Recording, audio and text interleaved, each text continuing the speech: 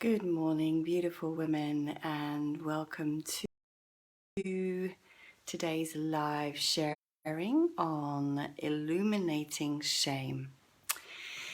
Wow, what a topic. And actually, I just noticed that as I come into this sharing with you, there's a real feeling of tenderness and vulnerability in my heart and my chest. Because the more that I've come towards this sharing, good morning, the more I've realized what a potent, powerful, profound and deep topic this really is,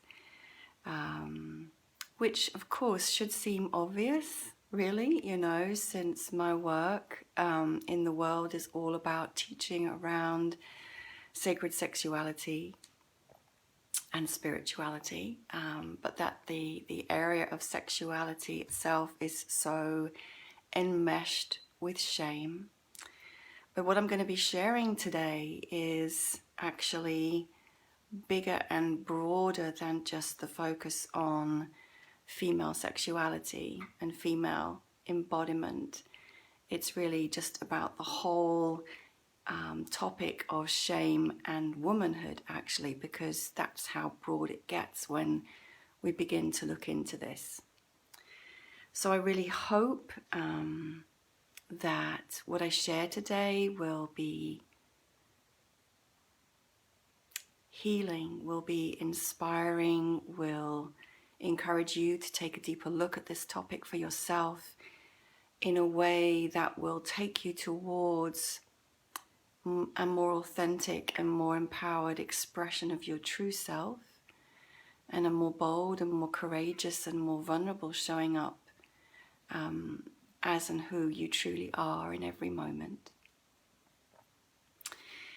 I just want to take a moment before I continue speaking to literally just tune us into this space as well. So if you're watching with me, whether you're watching live, and I can see some of you are, so hi and welcome.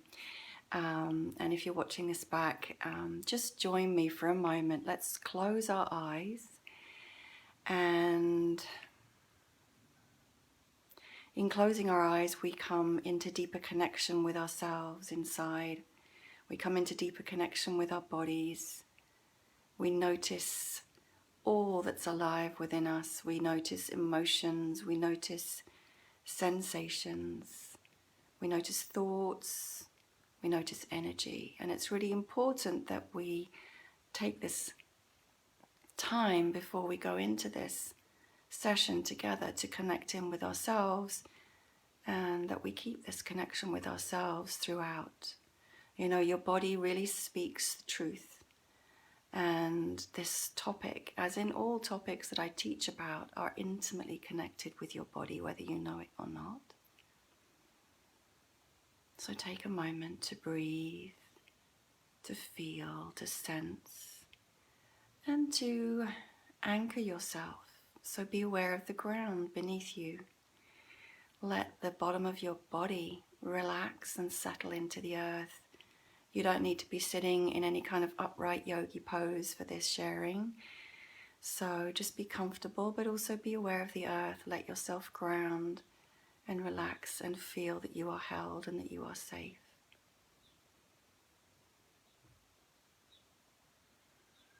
Let's continue to breathe fully and deeply into your beautiful body, this beautiful sacred vessel that enables you to live and show up and be in this life. And then be aware of the space all around your physical body, behind, the back, to the sides, in front and above. Be aware of yourself in this space and as part of this space.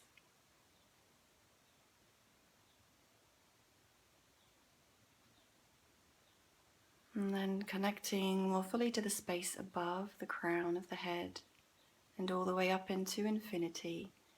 And see if you can open at the crown, have that intention, and also anchor yourself here into the heavens.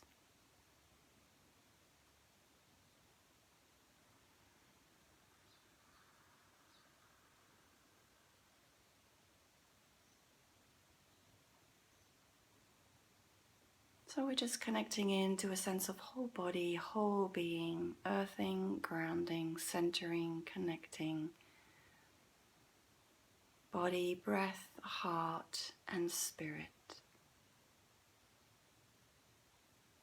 Thank you. Just thank you for taking those few minutes to connect in with me. Okay.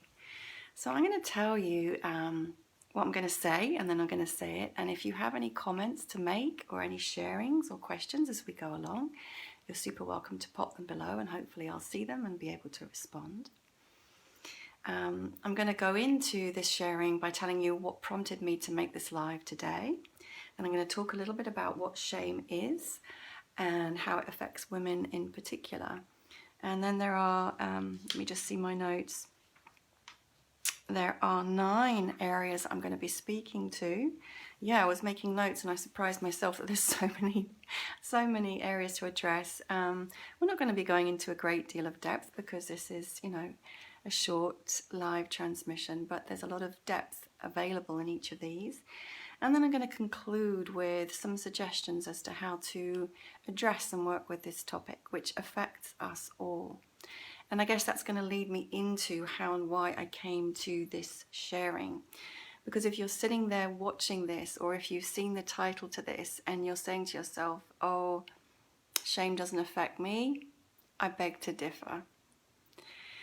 So as you probably know, and if you don't, I'm going to tell you anyway, I've been on this path of spiritual awakening, embodied awakening, for almost 20 years now as a teacher in some way, shape or form. First as a teacher of embodied conscious dance, ecstatic conscious dance, and then as a body worker, as a Reiki master, as a Tantra teacher for women primarily, as a meditator, as a yoga teacher, yogini.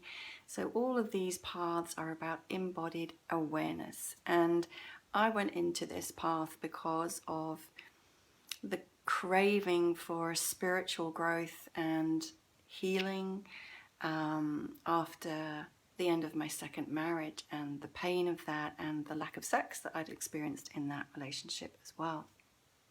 So I've been on this path for a long time, doing meditation, inner work, self-exploration for almost 20 years, and teaching for all of that time. So I've done a lot of inner work. It's not to toot my horn, but just to say there's been a lot of inner work going on here, right? And it never ends. And more recently in my own journey and my own development and growth, I've been part of a small group of women who are dedicated to awakening and the embodied awakening. And one of the ways that we do that together is through deep meditative practice. We share together in a group 2 hours a week, and then in between that we meditate individually at least for an hour a day, and sometimes together with one another. And it has taken me, this practice, deeper and deeper and deeper into the embodied awareness of what Tantra truly is in the inner realms, and a deeper and deeper connection with source consciousness, with the absolute, and with transpersonal transformational powers that move through me when I am holding space or facilitating one-to-one with my clients. And it's an ever ongoing process of revelation of the self, and basically the seeing of those parts of the self that are still held in separation from God, and the integration of those parts with God. That's basically the formula in very simple terms.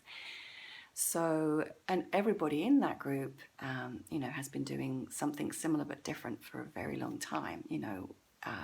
There's a lot of spiritual depth in this space. And one of the things that comes up for each participant in that group, or has come up at a certain point, is something that one of our guides has called the wall of shame. And when I first heard this term, the wall of shame, I couldn't relate to it. I was like, no, doesn't really, I can't resonate, that doesn't resonate for me. I don't feel the significance of that wall of shame. I don't really know if I have a wall of shame. You know, there wasn't an arrogance in that. There was just a lack of recognition. And, you know, of course, I had done a lot of work, and I have done a lot of work to heal and release a lot of shame around my body, around my sexuality, around myself. And then in the last meditation that we were in, another deep 2 hours of merging with the source of all existence, we took turns to share at the end, and several people mentioned shame. And I was in this most blissful state of inner unification, self and source, masculine and feminine as one. And there was no recognition of shame as I was embodying that state of being. So I was like, yeah, I can't relate to this mentioning of shame. We'd also been doing a lot of work with our womb space, and of course, probably compared to the other women in the group, I have worked in that area a lot, so I wasn't feeling any shame in my womb. And then a few days later, I went out to dance salsa with some friends. And, you know, I'm a dance teacher. I'm a brilliant dancer, and I say that without any arrogance. I can pick up steps just like that. I used to dance salsa a lot, and I would happily go to clubs on my own, and I would be asked to dance, and I'd be dancing all night. So went to this salsa club after not having been to salsa for, well, probably 10 years, 15 years, quite a long time. And I chose to take the improvers class, which was actually, I couldn't keep up with what the teacher was saying. I couldn't hear her, I couldn't understand her, and I'd missed the first part of the class. So they'd already learnt a routine, and I couldn't pick it up actually in, like, she expected us to know it without really going over it again, and I couldn't pick it up. And she was using all these terms that I didn't know. And I didn't say anything, and I didn't make the choice to go and move to the beginners class where they were also learning a routine. And then after that 1 hour class, the social dancing started, and nobody asked me to dance. And I'm not used to that. I'm used to being asked to dance and flying around the dance floor and, you know, reveling in my ecstasy as a dancer. And they didn't ask me to dance all night, so we left after a while because it was kind of boring.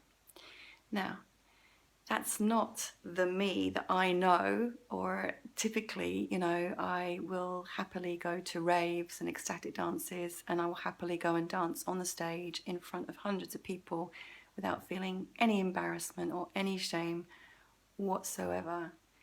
I'll take off my clothes and not feel any shame whatsoever. I'll stand up in a room of thousands of people and give a talk about my passion and not feel ashamed. I might feel nervous, but I wouldn't feel ashamed. But I came home, and after that experience, I realized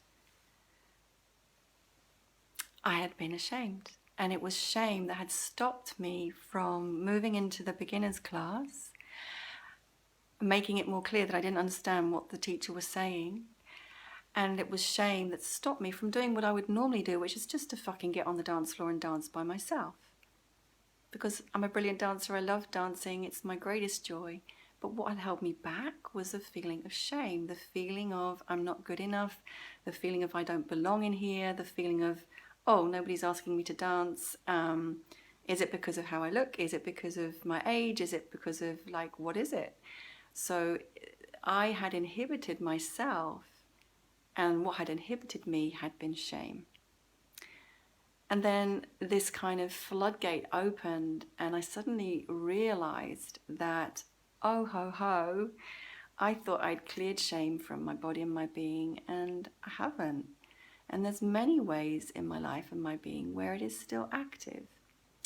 And I've told that story because, as I'm going to refer to a few books in my sharing today, but shame is one, if not the most hidden emotion in ourselves and in our relating with others. So this is why that whole thing of like, oh, I don't have shame, shame's not relevant to me. we can be very, very, very unaware that it's even there. It's in the subconscious, right?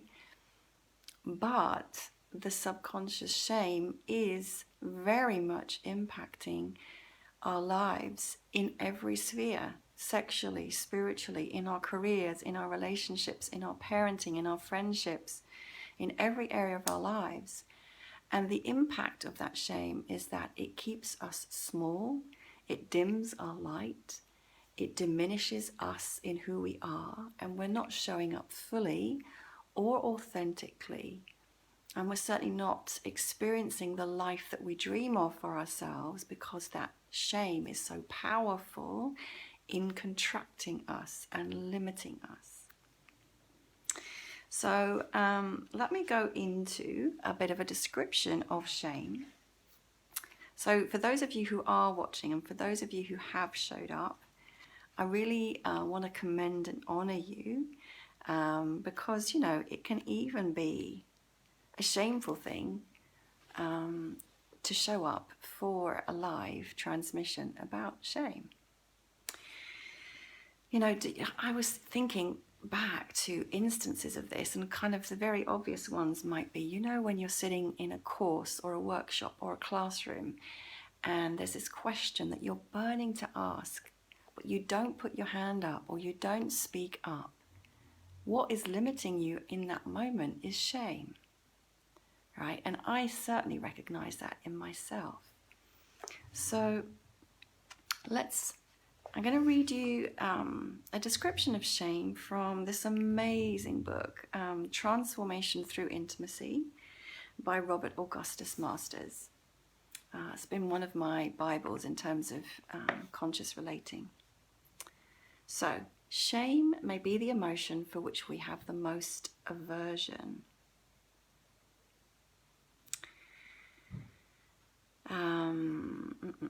Trying to not read the whole page, just find the relevant bits.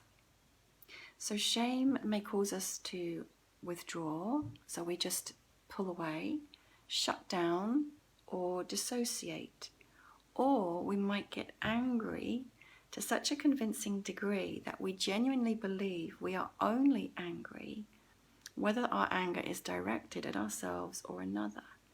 But actually, that anger distracts us from our shame.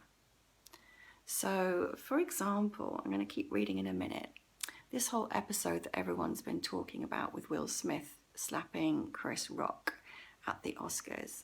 I don't watch the Oscars. I don't give a fuck about celebrities. I don't really follow them. So, you know, I feel some distaste in the adulation of celebrities.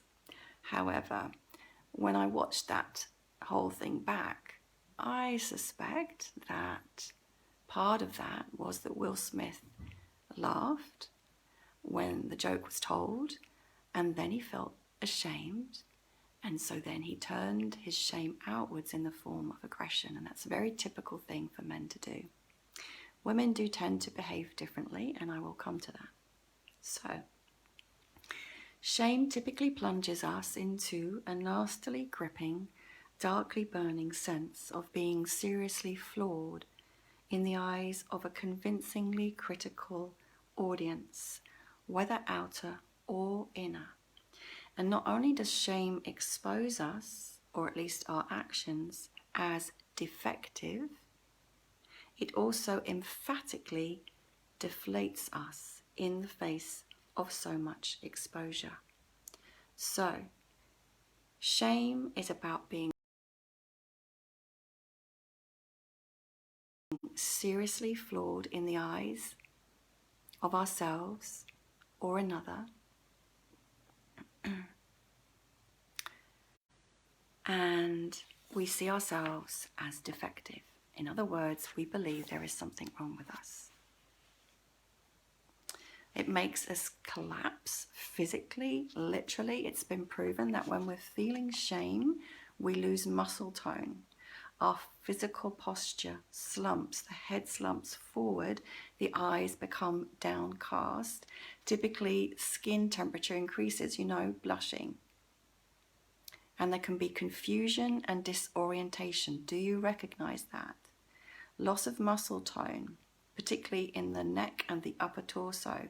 The head slumps forward and the chest caves in, the eyes become downcast, and we blush or we become hot. So Robert Augustus Masters calls this the slump, droop, and sag of shame. You can see this in people's posture. I read people's bodies and I can see where shame has become so permeated through the physical body that's just like the ongoing stance that a person holds themselves in. So shame reduces our coordination and our capacity to think clearly. Have you ever had that experience when you can't think, right? So we become uncentered. It curbs our positive feelings. So it reduces our interest in situations. It reduces our interest in situations. So you can see then how shame cuts us off from the world and can be depressing. Shame crushes us, makes us feel like disappearing or even killing ourselves, as in the word mortification. So it shrinks us. And the more defective we take ourselves to be, the more driven we are likely to be to seek some form of compensatory solution. So the typical reactions to shame are narcissistic behavior, aggression, people-pleasing, withdrawal, shyness, depression, dissociation, metaphysical or spiritual escapism, hyperrationality, self-deprecation, or excessive interest in sexual possibility.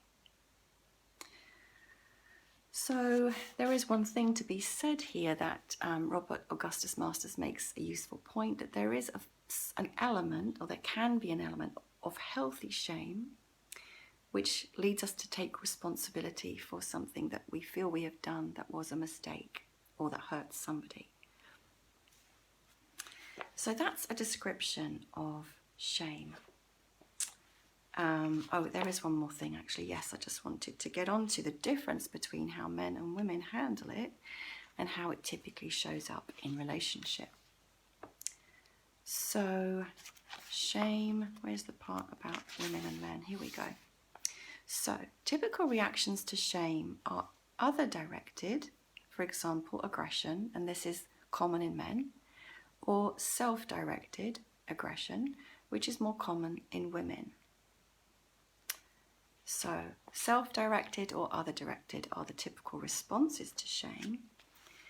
And Robert Augustus Masters, who is an expert teacher on the realms of authentic relationship and intimacy, he's a therapist, he's an elder, he's been working for decades and decades, so he's worked with clients for decades. This comes from his experience. Intimate relationships are often pervaded by shame, but usually without much recognition that this is happening. Shame is frequently not seen for what it is, because it tends so quickly to mutate into or get buried beneath other states. Our aversion to feeling shame and staying with that feeling is so strong that most of the time shame unfolds not as itself, but as aggression, withdrawal, hypercriticalness, sexual obsessiveness, excessive pride, workaholism, elitism, submissiveness, narcissism, exaggerated competitiveness. So just see if you recognize any of those in yourself. And this is not to shame you anymore. It is actually, we are here to illuminate and bring light and love and compassion to this really important emotion for all of us. And now I'm going to go a little bit more into explaining why it's so important for us as women. And in this sharing, I'm going to refer to a couple of people. I'm going to refer to Brené Brown, who I'm sure you will have heard of, who is a brilliant speaker, researcher, and teacher on the theme of vulnerability. And her work was initially primarily with women, and then she also switched to working with men. As she says, shame is an epidemic in our culture. So I'm going to refer to Brené Brown, and I'm also going to refer to Dr. Valerie Klein and her book, Patriarchy Stress Disorder, which she abbreviates to PSD, The Invisible Barrier to Women's Happiness and Fulfillment. This book, Patriarchy Stress Disorder, you know, that title, it sounds quite intense or shocking. And again, you might look at that and think, oh, not me. That doesn't apply to me. I don't have any disorder. I don't have any stress. I don't have PSD. But believe me, when you read this book, you will come to understand how growing up in the patriarchal system traumatizes every woman. Every woman. And until we make this conscious, we are still living under the constraints of patriarchy, and a big part of that is shame. So, let's see. Let's go straight into it. So, I'm going to go through my 9 points now, and then feel free to ask any questions or add anything as I go through. So the first point to make is that we live in a society, we live in a culture, we are surrounded by religions that are patriarchal in nature. That patriarchal framework of thinking, structuring society, structuring institutions, designing buildings, like the whole way society is designed is for men by men, to put things really like in a nutshell. And this is so taken for granted, it's so imbued into every part of our lives that we don't see it, and we think that is normal, and we take it for granted. We don't challenge it, we don't question it until we begin to see it. For me, it took studying gender when I went back to university in later years to do my master's in social anthropology. Gender was one of my special topics, and it blew my mind to begin to see the way gender is constructed and the way the patriarchy frames our experience, but also how diverse it is across cultures, which is another way to actually highlight how pervasive it is, though. And then, of course, in my own healing journey as a woman, as a mother, as an ex-wife, as a divorcee, as a single mum, as a teacher of Tantra and embodiment and yoga for women, I began to see more and more and more how my own individual and personal wounding from my family, from my ancestors, from my mother and father, had deeply ingrained this split, separation and division of patriarchy within me. So what that does is it creates an unconscious belief within women that says, you're a woman, and therefore there's something wrong with you. You're a woman, and therefore there's something wrong with you. You may not have that thought consciously, but unconsciously that is the effect of growing up within a patriarchal system where the medical system doesn't believe us when we tell them what our bodies are doing, when doctors assume to know better but actually perform procedures on us that harm our bodies, when we go to a sports pavilion and there's a queue for the women's toilet 10 miles long because nobody thought to design a building for women where we need to sit down on a toilet to go to the loo, even though women have existed for the same amount of time as men. And the examples of this are, statistically proven, sociologically proven, but the underlying message that we then embody is, you're a woman and therefore there's something wrong with you. There's something wrong with you because you get emotional. There's something wrong with you because you're sexual. There's something wrong with you because whatever it is, there's something wrong with you. Rather than thinking, there's something wrong with the way that society is created and designed. So that's the first one. And that in itself, that belief that there's something defective. So remember, the description of shame is that you believe that there's something defective about you, right? You're a woman, and therefore there is something fundamentally wrong with you. That's shame in itself. The second point, because of this culture and the pervasiveness of this, oh, actually I've got a quote. Have I got a quote? Yeah, I wrote down some page numbers so I could read some things out to you.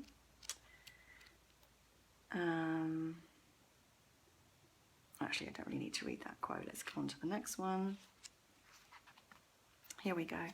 So the next part of this patriarchally designed culture, society, religion, it gives us the message that if you're not thin, young and beautiful enough, or even if you're just not thin, young and beautiful, however beauty is defined, and remember, again, I can say this because I'm trained as an anthropologist, so I've studied other cultures and how cultures are created. Beauty isn't a fixed thing. It's not an objective truth. It is defined by culture, and it changes over time.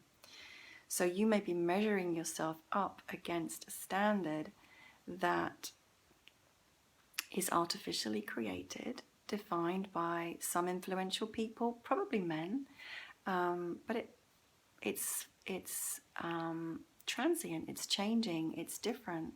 If you look at fashion through the ages, you will see how different female body shapes have been found beautiful at different times. It's all a creation. There is no objective truth to it. But in the current society, it's about thin, young and beautiful by whatever the standard is right now. So if you're not those things, then once again, the subconscious message is you're not good enough, you're undeserving, and you should be ashamed of how you look. You should be ashamed of your grey hair. You should be ashamed of your wrinkles.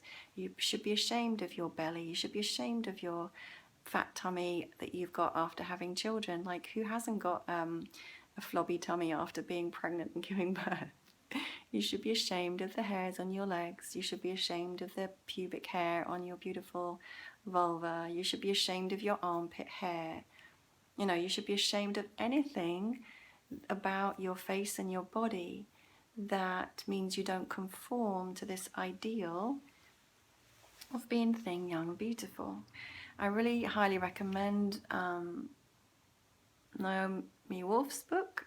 Is it Naomi Wolf? The Beauty Myth. To explore this a little deeper, because she really exposes how the whole beauty ideal is created, manufactured to make us feel insecure, unworthy, unhappy, never content with how we are and how we look, and makes us willing consumers who spend a lot of money on products to make us more thin, young and beautiful. So it's just a big industry. And a lot of it is based on fakery, on airbrushing, on using male bodies to be models. Of course, men don't have hips, right, in the same way that women do. So it creates this ideal that you're like basically a prepubescent woman without hips and breasts and a flat stomach, which is unrealistic. So there's this whole idea of being thin, young and beautiful. That creates shame. I will read you a quote here. Many messages, this is from Patriarchy Stress Disorder, many messages signaling you're not okay fly under the radar of our conscious awareness as normal parts of our cultural experience.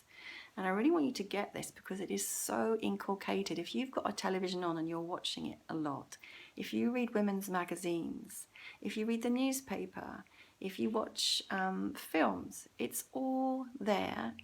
And unless you become critical of it and you see it for what it is, it's just going in as programming, and you're not even questioning the way in which it is undermining you as a woman. In the commercial breaks, we're served up solutions for compliance with the patriarchal prison code that assigns relative worth to women based on our appearance. anti-aging, beauty, and weight loss industries depend on this compliance and perpetuate a cultural climate that reinforces it. This code punishes women for aging, showing signs of wisdom and maturity, or taking up space. Middle-aged and older women are featured in medication commercials. Women of colour, differing abilities, or LGBTQ+, get only occasional token nod to their representation in leading roles.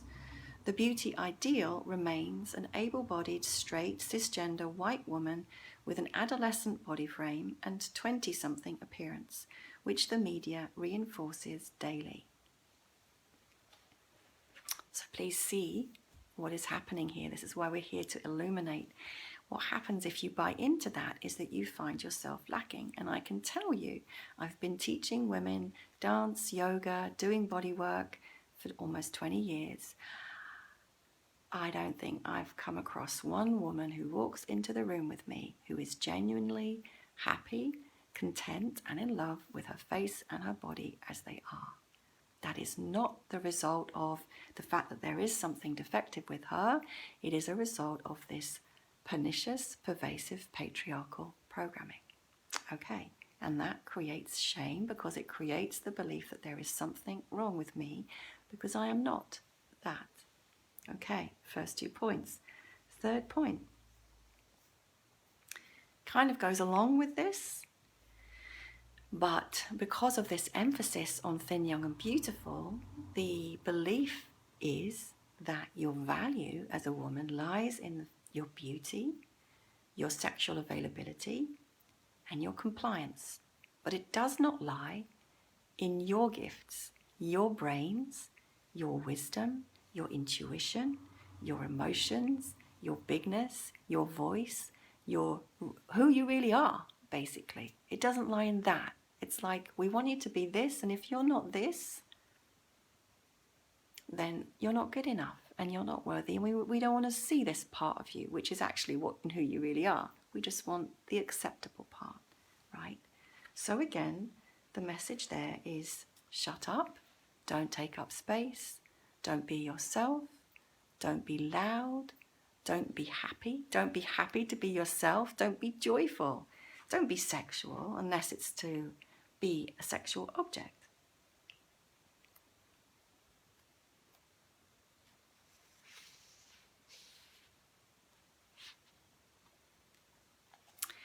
As Valerie Klein says,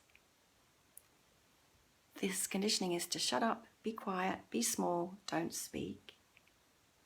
And on all the many occasions, so she speaks about, because I know trauma is a big word, so she uses trauma throughout the book in Patriarchy Stress Disorder. And again, you might be saying, oh, I've not experienced any trauma, but this is part of the denial because we all have, actually, and it may be small or it may be significant, but I've had women in my groups who've been sexually abused kind of trying to make light of it and say, oh, but I'm over it now.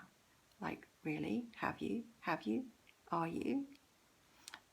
Those are examples of big trauma that many more women than I would like to, well, it's not acceptable on any level, but at least a third of the women in my groups have experienced some kind of sexual trauma. But pretty much every woman has received unwanted sexual attention or abuse of another kind at some point, whether it's psychological, emotional, spiritual abuse. It has happened. And she defines trauma as any event or circumstance that made you feel unsafe in your fullest authentic expression, which resulted in creating trauma adaptations. Any event or circumstance that made you feel unsafe in your fullest authentic expression. Have you had one of those? How did you learn to adapt your behavior, which is called a trauma adaptation, as a result of feeling unsafe? These would have been childhood experiences. We've all had them. We've all adapted our behavior and shrunk ourselves to fit. But these have kept on happening, and what she then says is, each time this happens, it chips away at permission to be your fullest authentic self. Following these experiences, we subconsciously inhibit how smart, sexy, bold, and assertive we can safely be. That was me in the salsa class on Wednesday night. Something inhibited me from just getting on that dance floor and going for it and having a great time. I love salsa music, I love dancing. What was holding me back? Shame. Okay, what is holding you back? What trauma adaptations are there within you, shrouded in shame, suppressed, denied, or kind of spiritualized in the new age? Oh, I'm fine, you know, I don't want to focus on negative things, but actually it's still there. So that's the third point. Okay, next point, and Brené Brown summarized this brilliantly in a video that I posted up into the group earlier this morning. You have to be right and you have to be perfect. So she summarized in that video that I shared, which is Listening to Shame, the gender distinctions for men and women. So she says we all feel shame in the same way, but it is organized differently by gender. And she's done a lot of research on this, so I do believe her. So for women, it shows up as a result of unobtainable, conflicting and competing expectations. The belief is do it all, do it perfectly, and never let them see you sweat. Do it all, do it perfectly, and never let them see you sweat. So that's the conditioning for women as a result of what she calls unobtainable, conflicting, competing expectations. Do you recognize that? You have to be right and you have to be perfect. So I totally recognize that in me. I'm a single mom. I've been a single mom for a long time, since 2006. I have felt as somebody like I have to have the tidiest home, the cleanest home. I have to be the best mom. I have to be a brilliant teacher and facilitator. You know, I have to be a great sister. I have to be a great daughter.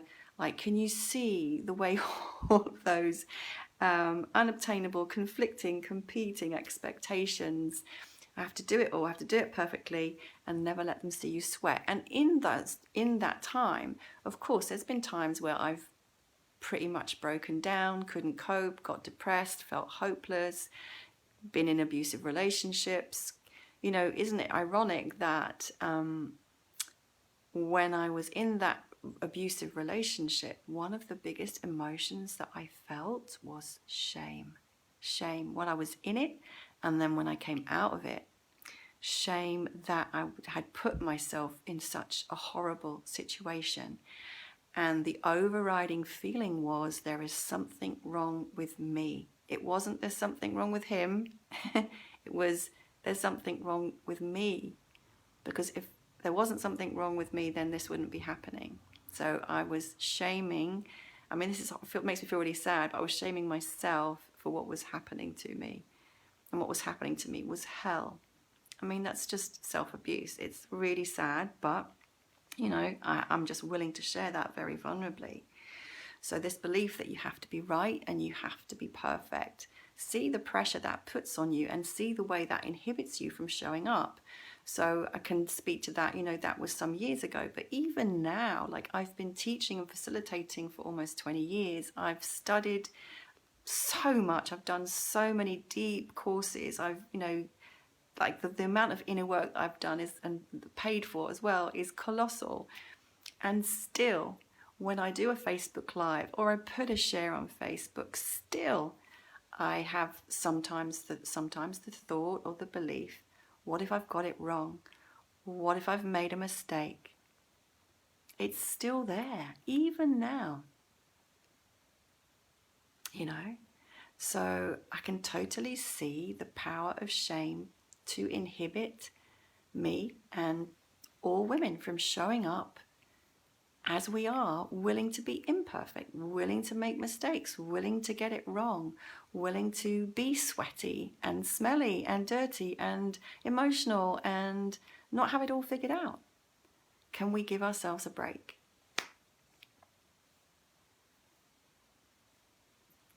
you know, and just kind of let go of this pressure to be able to do everything immaculately and really show the world that we're coping, like we can do it all and we're coping. It's fine. I'm fine. You know, I'm fine. Are you? Because I'm not always fine. I'm really not. Okay. So let's carry on the fifth point. So now I'm going to come eventually, and maybe this is what you've been waiting for, I don't know, but I just think it taps into so much that we've had to cover such a broad spectrum. More into the realm of desire. But desire is two things. I mean, it's many things, but you can see desire, first of all, as simply, what do you desire for your life? What do you desire for yourself? What kind of relationship do you desire? What kind of job? What kind of house? What kind of clothes? What kind of house? Like, what do you desire for yourself? That's desire. It's the same and connected to your sexual desire. They're not really separate. But just think about that for a moment. And part of this cultural programming, again, is that your desires are impossible, unrealistic, or they don't matter as much as everybody else's, right? Everybody else comes first, you come last, and what you really want, that's not possible. Come on, a woman like you? Nah, you're not. Here we go. You're not young enough, beautiful enough, intelligent enough, thin enough. You're just not enough to have what you really want, right? So it goes back to that feeling of being defective and therefore being unworthy and undeserving. So what is it you really desire? Do you believe that you are worthy of it? Do you believe that you are good enough? Or is shame, this belief of I'm not good enough, there's something wrong with me, getting in the way of you having what you really desire? I can totally see how that operates in my own life, for sure. Absolutely. So please don't project onto me that I've got everything I want and life is beautiful, because it's not, and it really isn't. So,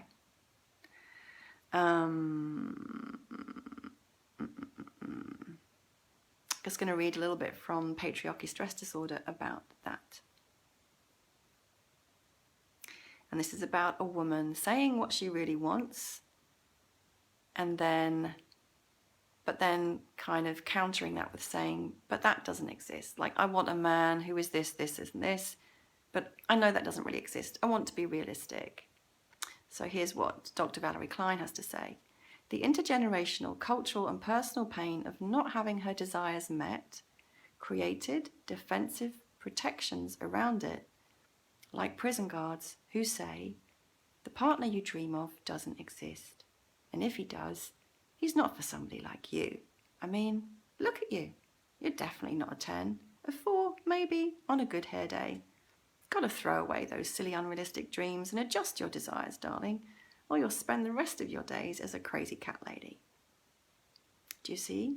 Does that operate in your life? So she adjusted her desires, and her realistic thinking, based on patriarchy stress disorder, had been shaping her life. She didn't realize there's a whole world outside this prison where she can be safe, to be in touch with her true desires and free to create her own reality. The bar for women's desires under patriarchy is set so low because over the millennia our desires could not shape our destiny. Desires were disruptive and dangerous. Women who followed their desires were punished, ostracized, excommunicated, stoned to death, burned at the stake. So there's a lot of ancestral, cultural, and personal trauma that has poured walls around our wants and our needs. So to our subconscious, raising the bar feels like mortal danger. So these prison guards block our access to our true desires. And should they somehow leak out, they are swiftly neutralized by being labeled unrealistic. Do you recognize that? I do. I vulnerably confess that I have settled in relationship for men who are way inferior to me in pretty much every realm, multiple times, because I was still operating from that subconscious belief and even the conscious belief that the kind of man I really want doesn't exist, and or I'm not worthy of him. Just owning that. So then let's come on to sexual desire, which of course is huge, absolutely huge. And again, it amazes me that I have to spell this out, but I really do, because again, as I said at the very start of this video, it is so inculcated and endemic and imbued into every aspect of culture, society, and religion that we don't see it until we begin to see it. So, the programming of the patriarchy tells us that our desire, our sexuality, and our pleasure is dirty, sinful, rude, bad, wrong, and definitely not as important as man's pleasure and man's desire. You know, the teaching is we are there to fulfill man's desire, not to fulfill our own. And this sin, this wrongness, lives in our bodies, and specifically in our sexual anatomy. So, your menstrual blood is shameful. The fact that you bleed monthly is a dirty little secret. You know, your nipples are embarrassing. Cover them up, put some pads over them. Right? This programming is so pervasive of sin and shame around the physical body, the sexual anatomy, the female body, as the carrier of sexual shame. It is actually the projection of masculine sexual shame onto the feminine body. And we are walking around carrying that shame. What does that shame do? It 100% inhibits our sexual pleasure, openness, receptivity, and fulfillment.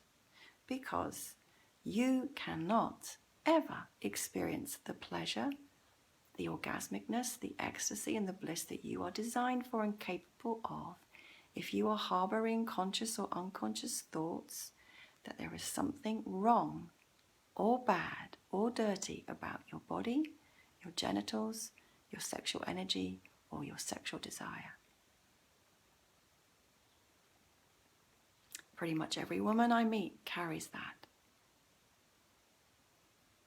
My work is to undo it, to heal it, to transform it, to transmute it, so that we own this aspect of ourselves fully, without any shame.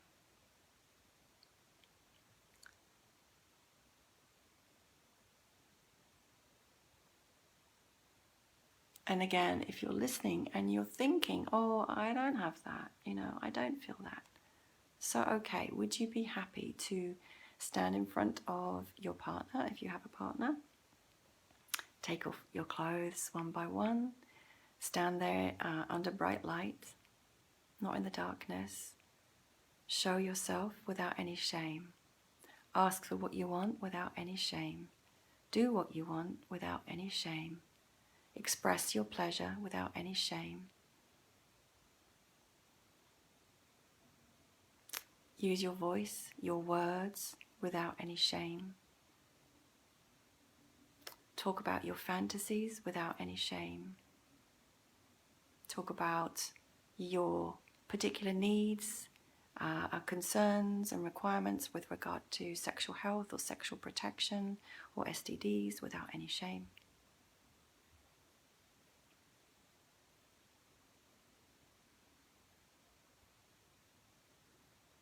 Have your partner explore and look at your sexual anatomy without any shame. Receive, touch, pleasure, all kinds of intimacy without shame. Sometimes, as Robert Augustus Masters says, actual sexual obsessiveness can be a cover-up for shame. So it's not necessarily like if you're being hypersexual or hypersexually active, it doesn't necessarily mean that you still don't have shame around your sexuality or around yourself. It can be a cover for that. Not always, but I'm just saying it can be. So,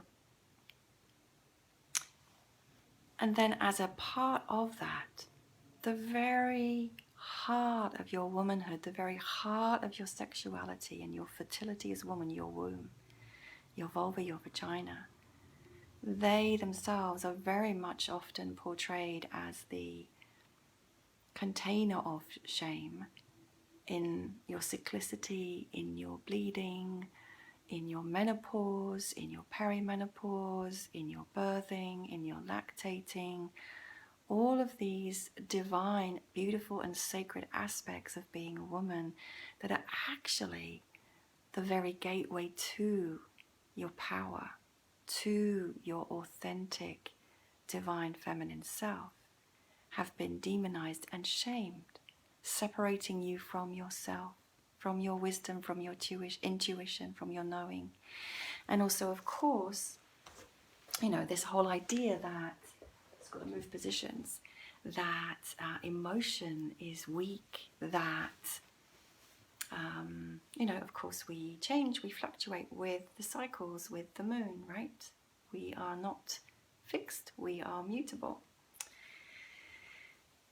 There is so much shame put onto that aspect, the fluid, flowing, watery, emotional, intuitive, crazy part of womanhood, yet that is exactly where our power and our mystery lies. Do you see how this shame programming keeps you separate from who you truly are? So it's about reclaiming it. The final point I wanted to make today was about abuse. Like I said somewhere else in the sharing, when I hold space, it's very typical that a third of the women in the space have experienced sexual abuse. And probably every woman has experienced some form of unwanted sexual attention. And it's very common that will be, the impact of that will not be fully recognized. Or there's the belief, I've had therapy and it's dealt with. Oh, I don't want to look at that anymore. Or I've dealt with it, or I'm fine.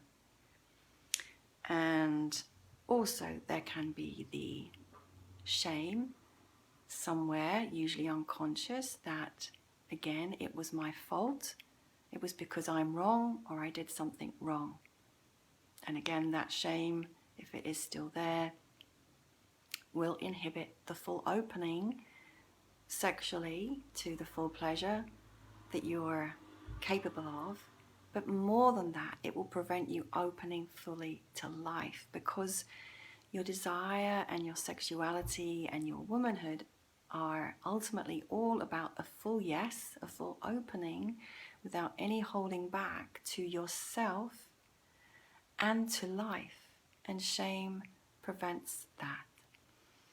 I'll give you another example. Like I, have seen women, because I teach conscious dance, for example, with my practice, Dancing the Goddess, I've seen women dancing and I'm encouraging them to go for it, to be all out, to not hold back. And the movement that I witness is small, constricted, contained. The hips aren't moving, the belly's not moving, the chest isn't moving.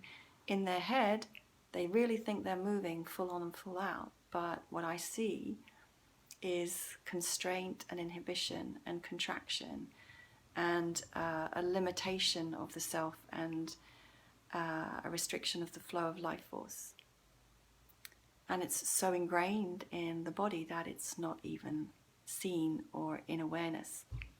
And I guess that brings me on very nicely to my final piece of this sharing, which is, how do we address shame? And so I think one very important point to make is that you cannot address shame. In fact, you cannot address any aspect of your being that is inhibiting or blocking you without including the body. So talk therapy won't get to the heart of it if that is all you are doing. You have to include the body. Body and mind are directly connected, and the body is in many ways your subconscious. And of course, shame is unconscious, and for many of us, you know, even though it is the most important avoided and hidden emotion, there's even more reason why it's so embedded in the body and so hidden from our conscious minds. So embodied practice and embodied healing is fundamental to the transmuting the transmuting of this emotion that inhibits us from showing up fully as we are. Basically, the answer is very simple, but of course not something like doing this and then the shame has gone. It's always an ongoing process, and that's something I like to stress in all my work. I get really sick of facilitators, healers and coaches saying, you know, come to me and we'll do this process and it's all going to be done. Sorry, but that is bullshit. That's just not how it works. These things are so deep and so ingrained. There are always more layers to them to be uncovered and to integrate. It's not that I believe we have to be constantly fixing ourselves because we're not broken, but as you continue on your path of awakening, these things will inevitably arise and give you an opportunity to meet them, greet them, and embrace them. Or you can choose, and some people do, to continue to repress and deny and bypass them and just say, oh, I'm fine, it's okay, I've done it, you know. So illumination, and that is why this video was called Illuminating Shame, is the first part to the healing and integration process, because we first have to acknowledge that we feel shame, that there is shame, that it exists somewhere in our body-mind realm, and begin to see the impact that has had. And that may also bring up then other emotions like grief, regret, anger, frustration, resentment, as we begin to own the power that that shame has had over us. And that's okay. So the first step is illumination, to see, to own, to acknowledge. That in itself is very powerful, because as Brené Brown says in the video that I've shared into the group, which is called Listening to Shame, you can find it on YouTube, the three things that make shame grow and not go away are secrecy, silence, and judgment. Let me repeat that. The three things that will make shame expand and grow and deepen and become more entrenched are secrecy, silence, and judgment. So you see how those three are very much the inhibitors. So it's like secrecy, silence, and judgment. Oh my God, I can't. Oh my God, I can't say that. Oh my God, I can't do that. Oh my God, I can't tell them. Oh my God, I'm such a bad person. Oh my God, I'm not good enough. You know, like how that stops us, but it just grows it. Whereas owning it, seeing it, exploring it, being willing to feel it without shifting into the ways that, as I shared at the very beginning, we tend to push the shame away by becoming angry or withdrawn or depressed or blaming somebody else or becoming hypersexual or a workaholic. All these other ways that we displace our shame onto other actions and emotions. And actually, and let me just read that list again now so that it's current for you. So ways that shame is displaced or buried very quickly are aggression, withdrawal, hypercriticalness, sexual obsessiveness, excessive pride. Oh, I've got that one. Workaholism, elitism, submissiveness, narcissism, exaggerated competitiveness.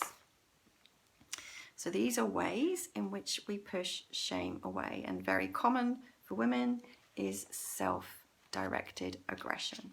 So inner directed aggression, common for men, is outer directed aggression as a way of pushing shame away.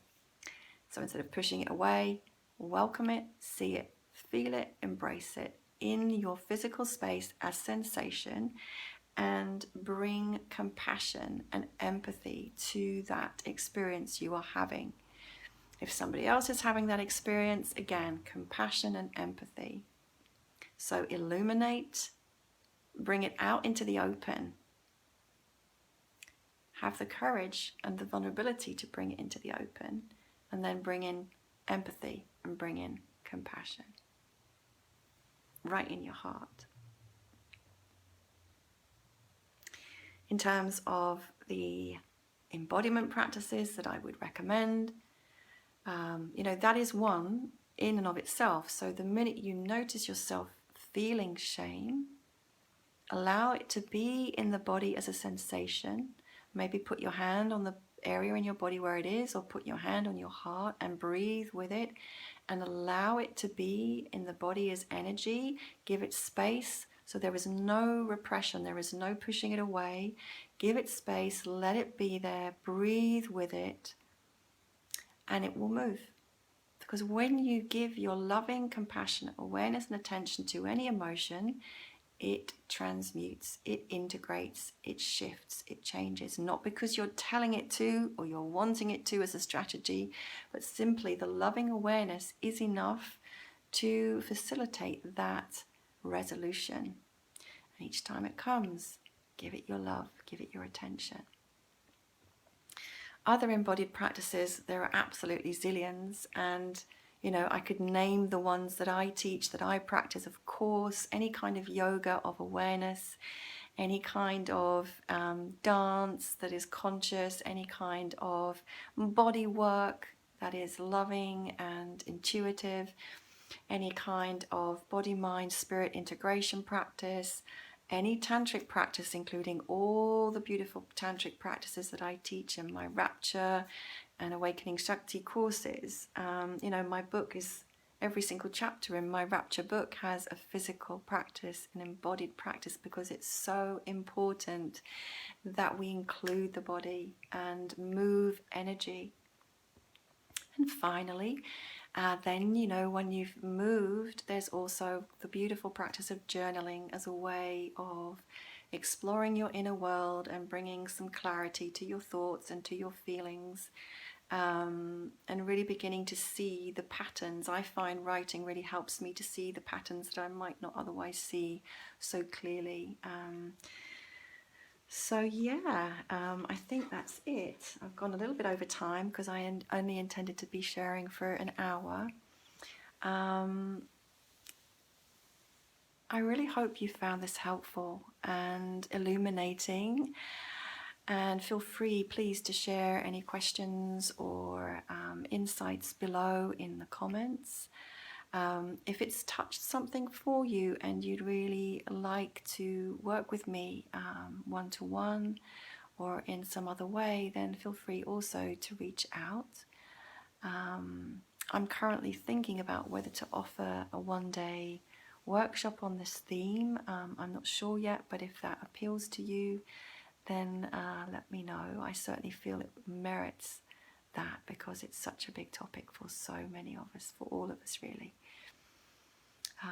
And in conclusion, let's just close our eyes together again for a moment, as we did at the start,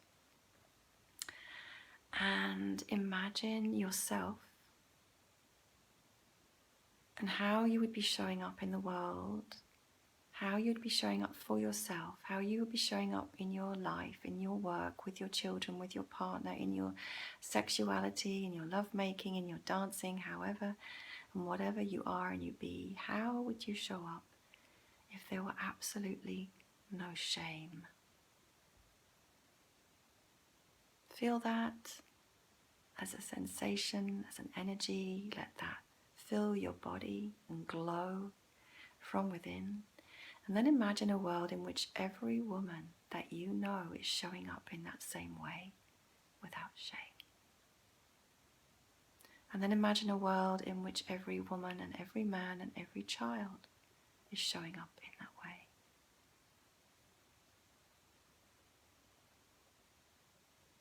How beautiful is that? How beautiful is that? Namaste.